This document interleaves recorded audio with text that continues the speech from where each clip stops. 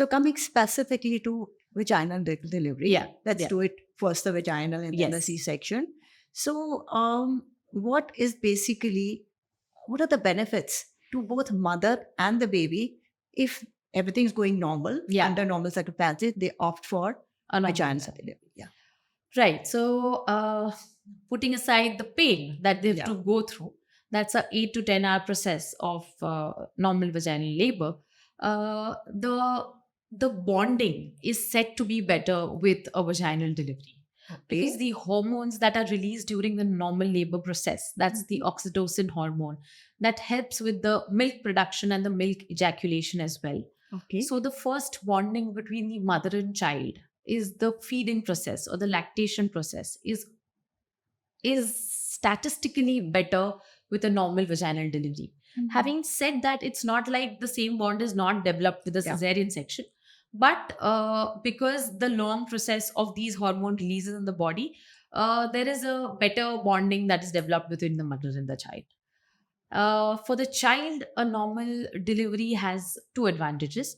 One is when the baby is squeezed out of that narrow passage, the extra fluids in the lungs are all expulsed.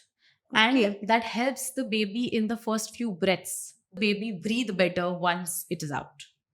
The other thing is I once, mean, the lungs get stronger. yeah, the lungs get stronger because they squeeze out of that narrow Right. passage. So, see, the baby is inside the womb, it's Right. around the water. The baby is drinking that water. The lungs are not functional then. Right. So, when the baby is is Coming up, getting yeah. delivered, and that is a long process of an hour when the baby is passing through the vaginal canal, all the excess fluid gets absorbed or is expelled out from the body, and that's when the lungs become better to breathe, and that helps with the first few breaths of the baby.